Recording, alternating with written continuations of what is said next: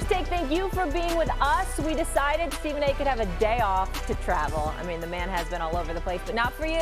Brian Windhorst here with us. Great to have you. Of course, the one and only. I think you're the only person he'd be good with sitting in his chair and call it an upgrade. Honestly, of all the people. I called him last night and said, I'm going to trash you for not being here. Just Stephen A. is my little brother. Big brothers have the right to beat up on you when you're, That is fair. That is accurate. That is fair, isn't it? But you got Jay Will. You can beat up on Jay Will. No, I don't want to beat up on Jay Will. I'm little brother in this big situation. I don't want to beat up on Jay Will. I just want to beat up on Stephen A. Fair enough. All right, guys, let's have some fun. So the Thunder struck last night. OKC in 5 has punched their ticket to the NBA Finals. The Thunder cruised to a 124-94 win Wednesday night to close out the Timberwolves in Game 5 of the Western Conference Finals. They became the second youngest team to advance to the finals, trailing only the Portland Trail Blazers in the 70s. The Thunder are 80-18 overall this season, becoming the 4th team in NBA history to reach 80 wins prior to the NBA Finals, joining the 2016 Warriors and the 96-97 Bulls. This postseason, the Thunder have recorded an NBA record 4 30-point wins in a single season and are the 3rd team with multiple 30-point series-clinching wins in a postseason in NBA history. Michael Wilbon, what statement did OKC send to the NBA? They're growing into a monster right before our eyes. And you see this with championship teams. Yes, they have to finish. They have to finish this off. They can't slip up. They need to be healthy through this final series against whomever they're playing. But they're a monster. And they're realizing it. And Jay can attest to this more than you and I, Cam Molly, having played at this level. What happens when a team understands and knows it's better, not just than the opponent, but essentially everybody? Well, it's scary for the rest of the league because more importantly, roles are defined. And we talk about this too before, Mike, and it's everybody knows, like the last challenge you had with OKC when they were at this type of fame and success, who was the lead dog, right?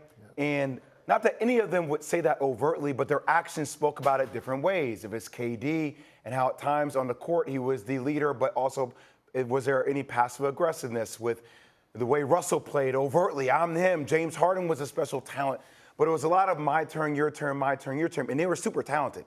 This team, there feels like everybody knows it's SGA, and SGA knows that he can't do it without J-Dub, without Chet, but it's all together. It feels like complementary-wise, this is the most complementary team they've had in a long time where all the pieces fit. So for me, I think we're talking about something diagnostic here in the making. I think it's okay and safe to use that word because I think internally that's their expectation of what they're trying to create. Wendy? Yeah, so I was around here in Oklahoma City, 13 years ago when last time they made the finals. And there was the same feeling about that team as there is about this team. My God, their runway is endless and they're going to be there over and over. And then Durant got hurt on his foot and Westbrook hurt his knee and Harden had a contractual issue when they traded him. And they learned some lessons here. And so what you have here is a blend. You have a blend of a very young team that doesn't have scar tissue. A lot of times you see teams get into situations where they've had problems in the past and there's a mental hurdle to overcome.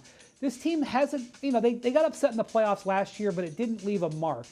And so this is a team that's playing with a joy and an unburdenedness that, you don't normally see in contenders. Matched with an organization that is extremely mature because the folks in the organization are the same people who were here 13 years ago. It's very rare that you see an organization, especially one that bottoms out, that stays stable. And that has been the case here. Even Mark Daigneault, their coach, he was the G League coach here for 5 years before he became the head coach 5 years ago. He's got a decade with this organization. And the G League team's across the street here. It's not like it's in South Dakota, okay? So what you have is this sort of pairing of organizational understanding and youthful exuberance, and it's rare. And I don't know if it'll be fleeting because you've been around enough to know that everything in the NBA is fragile. But it is a special moment. And, in this game last night, they brought the Timberwolves to their knees in this first half. I swear, if the Timberwolves could have waved a white flag offensively and just played defense, I think they might have done it. Because they were in hell. They couldn't move, and it was extraordinarily impressive. That was what was emanating from being with the Wolves in their locker room last night. They were impressed with the team that beat them. I've seen this a few times in my career, and it doesn't guarantee anything in the next round. But there was a unique feeling for this, because you never see. They were all enjoying this moment. Their families were all enjoying this moment. They've never done this before, and yet they operate in a world where they don't feel a lot of pressure. It's just not something you normally see in the NBA. 13 years ago as well, which I was around for, the difference between this team and that team, to me, is that there was never a harmony about that group like there is about this one. To me, as I recall it, they were brilliant people individually, and yes, they could harmonize for a while on the court. And I know one contract dispute can change all that, to your point. These things can change very, very quickly. But the harmony with which these guys are playing and interacting and look at one another, this feels different to me than the previous OKC edition. I do want to say one thing, though, because the question is, what statement did the Thunder send to the NBA? And I also think it's a reflection of how these playoffs have been played, that defense and physicality matter now. I mean, they've always mattered, but in this level of physicality we've had in the playoffs, I don't know, Mike, if I've seen a team in a long time, I can't recall, you would be a better historian of the game than I would, on teams that have so many interchangeable parts that are allowed to apply so much defensive pressure this way. I mean, you and I were talking about Lou Dort picking up Anthony Edwards, a full 84, turning him. That's something you see in college. That's not what you see in the NBA. Like, you're not used to seeing a guy being turned 3 times or a screen being set in the backcourt to get you open, and then Hartenstein sprinting back, switchability, the way they play on the perimeter. I've never seen a team built this way that has all the pieces. I was just wondering, when is the last time we saw a defense this great? Okay, so the bad boy Pistons and the rules were a lot different. They could literally beat you up, but they were great no matter how you want to play it. And the Bulls were great defensively no matter how you want to play it. When you had Jordan, Robin, Pippen, Harper, you have 4 great defenders on the floor at the same time. But these guys, they seem to be the equal. Golden State never had. I know they had Draymond, but not like and they had Iguodala, who were great defenders. And Clay's a really good defender, but not this kind of suffocating defense. When is the last time were the Spurs this good? When you came in the league, were the Spurs this good defensively with Duncan and Ginobili? No. I mean, it's their system offensively. I mean, I think that they were good defensively, not like this. Not like this. They didn't turn a team over. I mean, some of the metrics are historic defensively for this team. But you know what happens? You know what leagues do? They change the rules. Leagues don't like defense. Leagues like scoring. Now, right now you've got both. You're able to have both. But if defense starts to take over, if people start to draft and trade and acquire talent and do that based on defense, and what do you do in every league? You follow the leader. Yeah. If people are too successful at imitating OKC and what they're doing, rules will change. That's what they do. Leagues want offense. Television networks want offense. But then we keep playing too many threes and there's no defense. So it's like we can't have it both ways. Well, there's something that has happened that has sort of fallen into place for them. Over the last 2 years, the league has decided there wasn't enough defense. And so they have basically let their referees allow more physical play. That happened at a time when the Thunder had a bunch of players who wanted to play more physically. If this team was assembled 7 years ago or 5 years ago, I'm not sure that they can play this same way. And they would have found a different way to play where they still would have been elite. But the way they can play physically, this is what Chris Finch, who's been around basketball for decades, was saying. He goes, I've never seen a team play this physical. They can't believe what they get away with off the ball. There is straight up hand fighting going on off the ball in every possession, and the referees are okay with it because the league is okay with it. So you have a change in the way the league wants to officiate the game, and the fact that we're moving away from top-heavy teams. The league is moving towards teams that can excel with depth. It wasn't like Sam Presti thought that up 4 years ago. It was something that naturally happened with the changing of the CBA. And so now what you really need in the NBA is depth. And look what happened. This is a team that's being built with depth because they had to go down to nothing to a 20-win team. So some of this is greatness. Some of this is an organization coming together. And some of this is a confluence of events that is smiling on them, and they're taking advantage of it. We'll get into that a little bit later and how that's going to affect things this summer, because it could be a wild free agency. As for the Timberwolves, gentlemen, obviously sent packing. So despite their win in Game 3, this was not a close series, as the Thunder's average margin of victory was 18.25 points per win. That's largely due to the Thunder's outstanding defense. They locked up the Timberwolves, including Anthony Edwards. Here's Ant after getting blown out by OKC. It's exciting. I don't know why people would think it would hurt. I mean, it's exciting for me. I'm 23. I get to do it a whole bunch of times. I'm hurt more so for myself, for Mike. I came up short for Mike. Like I said, we tried last year. We couldn't get it. We tried again this year. We're going to try again next year. But hurting is a terrible word to use. I'm good, yeah. Can you imagine Kobe Bryant? No. You know exactly where. MJ? No. That's why we have to unpack No. this, because first we had the struggled comments the other day. We didn't struggle, and now you got blown out the building, sent home in 5, and the word you're using is, I'm excited. Self-defense. I mean, he's trying to project, you know, I'm undaunted, I'm not bothered. And it doesn't come off well. But I'm not big on holding people's feet to the fire. That's in part, is his personality. If we thought that was going to get in the way of him going out and killing himself this summer to get better, then I'd have a problem with it. It's awkward, Molly. Yeah. But Do you think it's his personality, meaning like he doesn't get rattled? No, he doesn't. No, he wants to project that he doesn't get rattled. He was rattled. They rattled him. OKC's defense rattled him. They threw him off. Does he want to project that he's giving in, that he's caving into that? No, and said, therefore you get what you get. Go ahead, Brian. Ryan, do you like or dislike those comments? Okay, so first off, I was there for the entire press conference. That's one thing. And I'm not saying that it's out of context, but he said what he said, okay? I want to say that Ant Edwards is absolutely still maturing.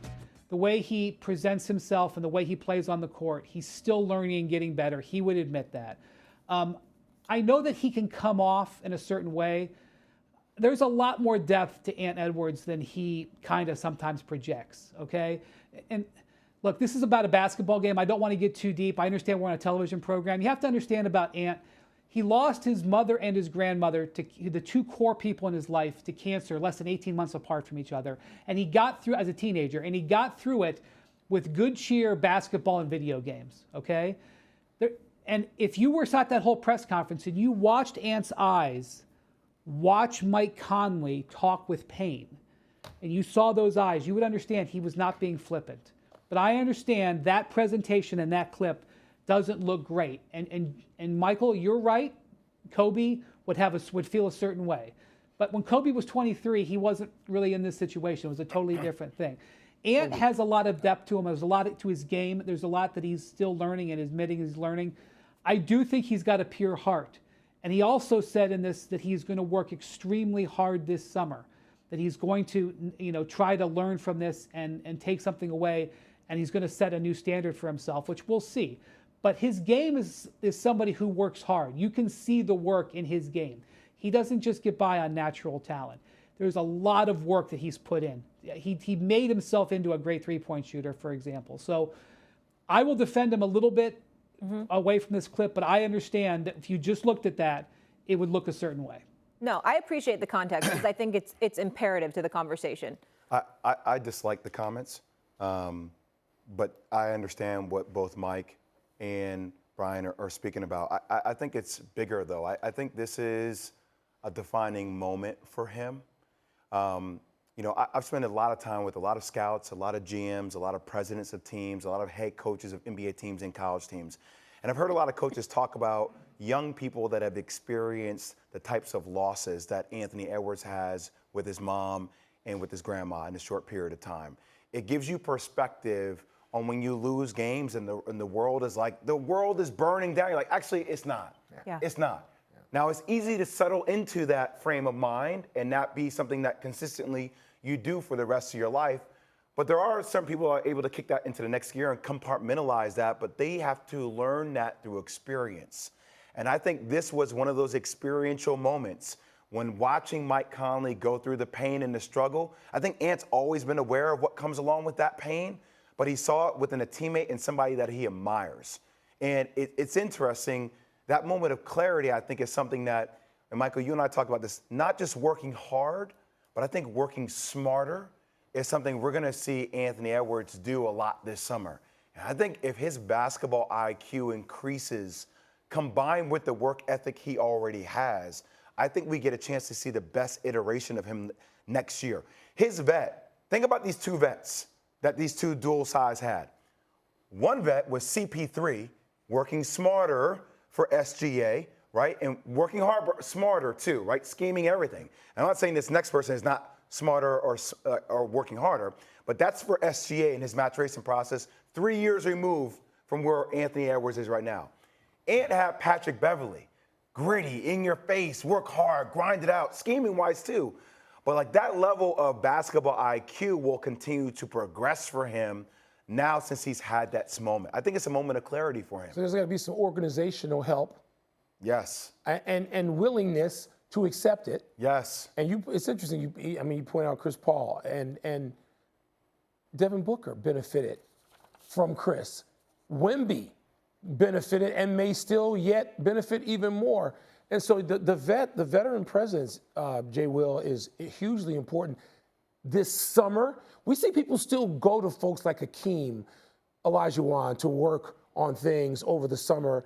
And then you need the organizational help as well. I hope that Ant has the appetite for that. It seems like, and you know him pretty well, that it seems he has. Yeah. To you about Ant Edwards.